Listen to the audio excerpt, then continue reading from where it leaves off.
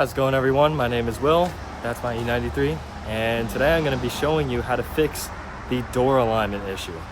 Now, coming up to the door here, it's kind of hard to tell on camera, but it looks like the door is protruding out a little too far next to the body. You can kind of tell the alignment there.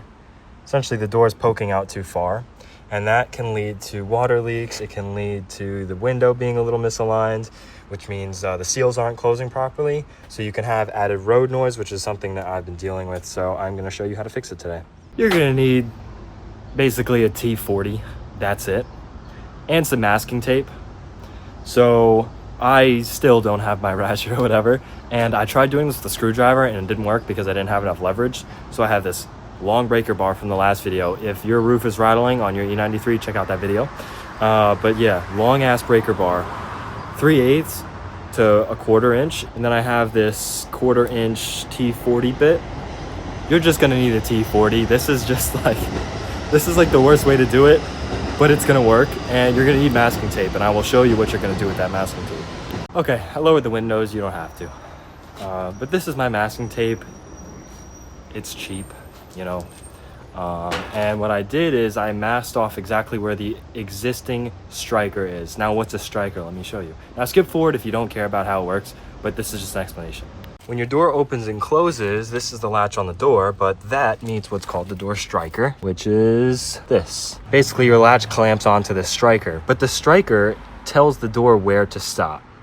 So I'm having an issue where my door is stopping out too far. So essentially what I'm going to be doing is loosening these two bolts, pushing it in slightly, and then I'm going to tighten up the bolts and see how it fits.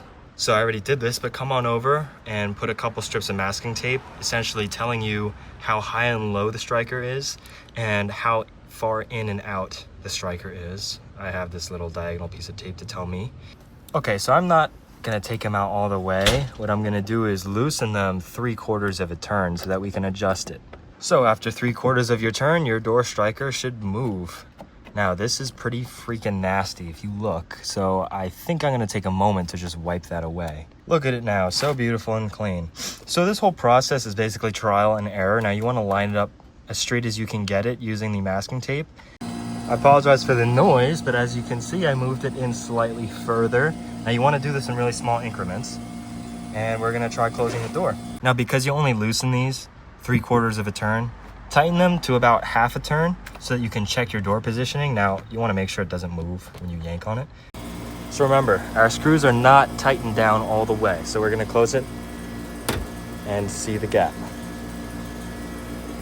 You might not get a first try, but that's okay. Just follow the same exact procedure. Don't tighten it all the way until you're sure that it fits. Bit of an explanation on your door alignment and why your door should be out further than your quarter panel. Now, if you don't care, skip ahead.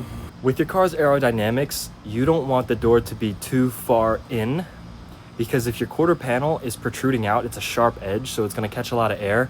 It's not going to kill your gas mileage or whatever. It's just for noise. So when you're on the highway, whatever, going like 50, 60, 70 miles an hour, that little pocket of air, it like multiplies, and you're gonna get, the sound's gonna be a lot louder. Just had to cut for a second because a Mark V Super just drove by that was really loud. It was cool, but like not for the video.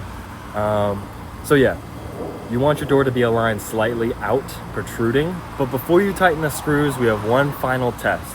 Let me show you. You want to test your one-touch window closing. Now, if you have problems with this, it could be your footwell module, but if your problems just started after you did this fix, it's probably what you just did. So just close the window with one touch. And if it detects something in the way and it forces the window back down, I don't know if that's ever happened, but like if you stick your arm in the window, it won't close, it won't chop your hand off, right? It'll go back down. So that's because it detects pressure. There's too much pressure, it'll just back down. Now, I was having issues with that before I fixed it, but now it's been working pretty good.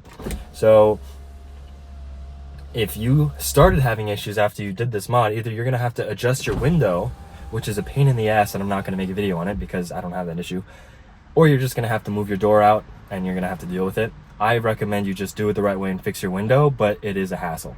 Okay, I'm baking in sweat, but one last try and my window's closing perfectly. So what I'm gonna do now is tighten down the bolts. Just gonna do another quarter turn. I'm covered in sweat and the T40 bit fell off the driver. I'm gonna go spend 20 minutes looking for it, and then we will finish this video. Lovely torque split fell between the seat and the center console, like everything always does. Now I'm gonna turn both bolts 90 degrees clockwise, righty-tighty, right? And then we're gonna check one last time to make sure it didn't move, and it won't move. Everything's nice and tight. That should not move. Definitely should not move when you're yanking on it.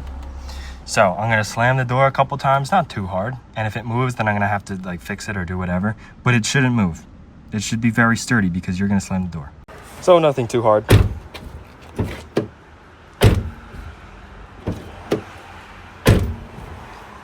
And look at that alignment. It is so much better. And it looks like nothing moved. And I'm gonna take off the masking tape, and that is the end of this job. All right, my 6 viewers, thanks for watching. Your door is now aligned if you followed this guide properly. There are better ways to do it with better tools, so use a ratchet, don't use the breaker bar, it sucks.